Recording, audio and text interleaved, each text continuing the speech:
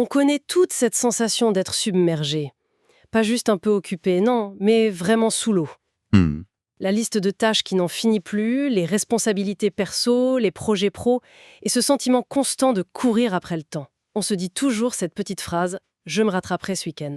Et c'est justement ce mythe que le livre de Brian Tracy, Avaler le crapaud, vient dynamiter dès le début.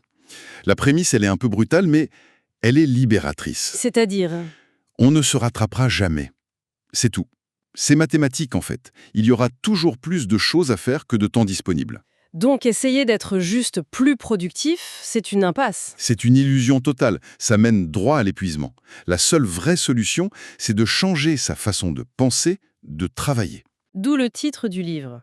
Cette métaphore qui est assez, disons, visuelle. Avaler le crapaud. Exactement. Ça vient d'un vieil adage qui dit que si la première chose que vous faites le matin, c'est d'avaler un crapaud vivant, eh ben, le pire de votre journée est derrière vous. C'est une image forte, c'est certain. Elle est au cœur de tout. Le crapaud, en fait, c'est votre tâche la plus importante, celle qui aura le plus gros impact positif sur votre vie, sur vos résultats. Mais c'est aussi, paradoxalement, celle qu'on a le plus tendance à repousser. Voilà. Précisément parce qu'elle est grosse, elle est intimidante. On ne sait pas par quel bout la prendre. Donc ce livre, il ne s'adresse pas à ceux qui veulent faire plus, mais à ceux qui veulent faire les bonnes choses. La question change. Ce n'est plus comment tout faire, mais Mais comment je choisis la seule chose qui compte maintenant et comment je m'y tiens jusqu'à la fin? alors, allons-y. Avant même de s'attaquer à ce fameux crapaud, l'auteur parle de mettre la table. Ça semble être une étape essentielle. C'est la fondation. Sans ça, tout s'écroule. Mettre la table, ça se résume en un seul mot. La clarté. La clarté. Décider exactement ce que l'on veut. C'est ça. Ça a l'air banal, mais très peu de gens le font vraiment. Et Tracy insiste sur le pouvoir de l'écriture. Ah, le fait de ne pas juste y penser, mais de le noter. Exactement. Coucher ses objectifs sur papier, ça transforme une idée vague en quelque chose de concret, de tangible. Beaucoup de gens font des listes, moi la première, mais souvent ces listes deviennent juste un rappel de tout ce qu'on n'a pas fait. C'est une excellente remarque. Parce que la liste, ce n'est que la matière première. La plupart des gens s'arrêtent là. Pour Tracy, la liste, ce n'est que le début. L'étape d'après, qui est cruciale, c'est la planification. Et il donne un chiffre assez marquant là-dessus. Oui, exact. Chaque minute passée à planifier peut en faire gagner 10 à l'exécution. C'est un retour sur investissement énorme. Il conseille de toujours planifier sa journée la veille, Pourquoi la veille spécifiquement? pour programmer son subconscient. Pendant la nuit, l'esprit travaille sur comment accomplir ses tâches. On se réveille avec un plan, avec une direction, au lieu de subir le chaos de la journée. D'accord, donc on a une liste claire planifiée la veille, mais elle est sûrement encore longue. C'est là que la priorisation intervient. On entend souvent parler du principe de Pareto, le fameux 80-20. Oui, 20% de nos activités génèrent 80% de nos résultats. Mais c'est si difficile à appliquer. On finit presque toujours par faire l'inverse. On passe 80% de notre temps sur les petites tâches sans importance. C'est un piège psychologique. S'attaquer aux petites tâches faciles, répondre à un mail sans importance, ranger son bureau, ça nous donne une satisfaction immédiate. On coche des cases. Voilà, on a l'impression d'être productif. C'est un petit shoot de dopamine. Mais c'est une illusion d'accomplissement.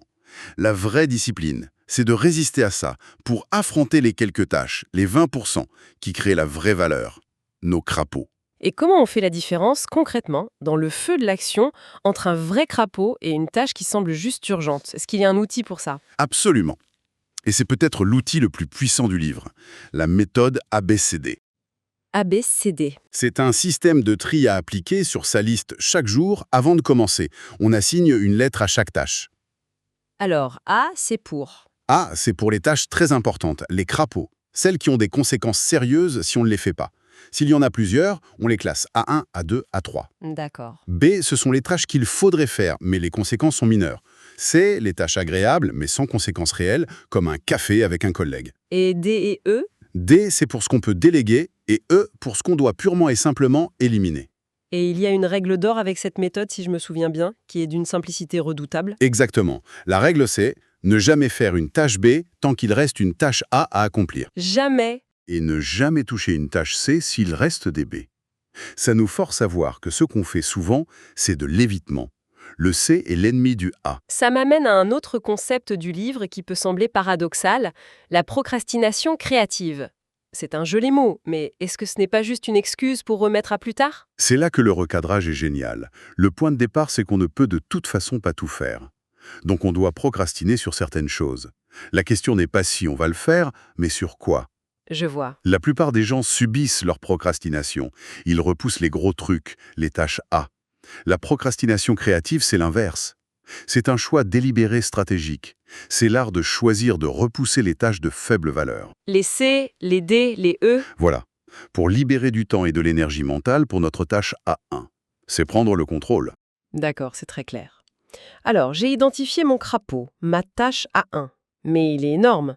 Un rapport de 100 pages, une négociation cruciale.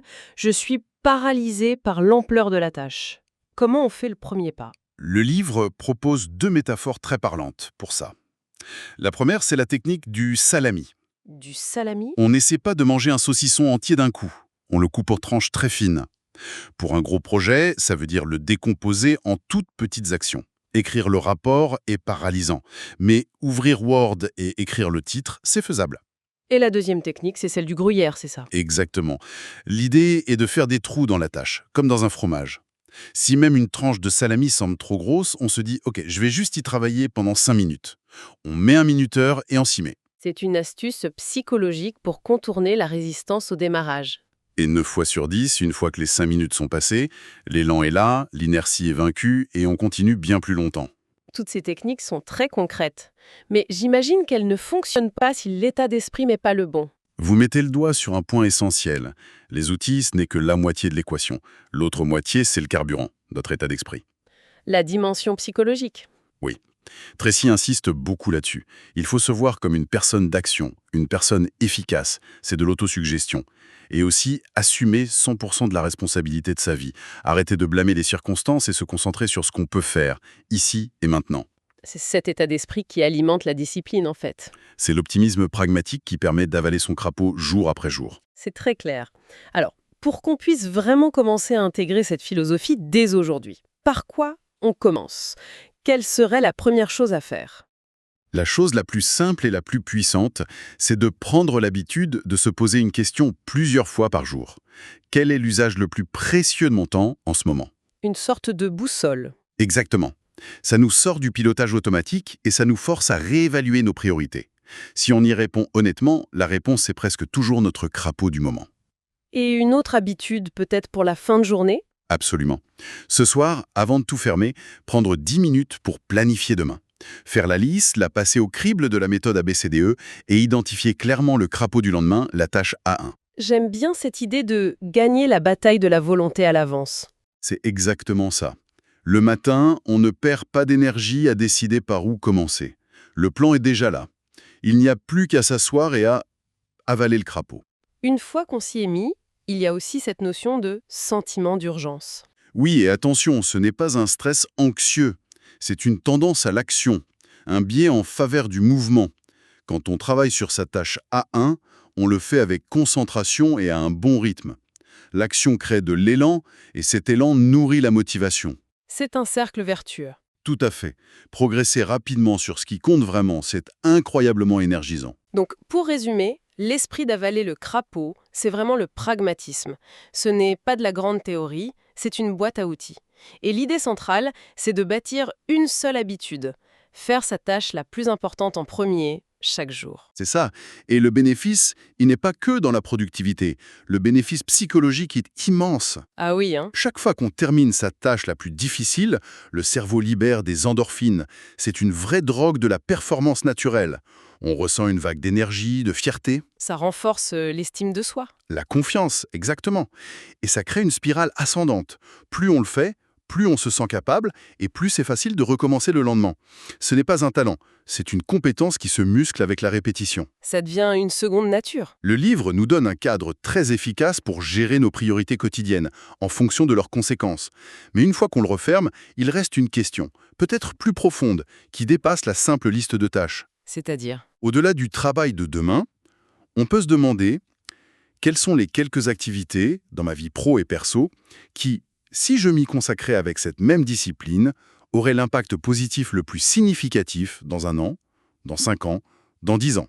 Identifier la réponse à cette question, c'est peut-être découvrir les véritables crapauds de sa vie.